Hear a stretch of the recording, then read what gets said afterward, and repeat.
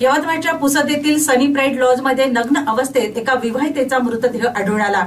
सपना मोरे असे मृतदेह आढळलेल्या महिलेचे नाव आहे।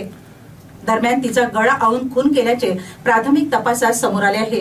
पोलिसांनी काही तासातच पती संजय मोरे याला ताब्यात घेतले। सपना आणि संजय यांचा प्रेमविवाह झाला होता, मात्र काही दिवसातच त्यांचा वाद होत असल्याने घटस्फोटाचे प्रकरण पुसद न्यायालयात सुरू होते। असे असताना संजय आणि सपना हे दोघे जण घटनेच्या दिवशी पुसद मध्ये सनी प्राईड लॉज मध्ये थांबले होते। त्यानंतर काही वेळाने संजय हा तेथून निघून गेला।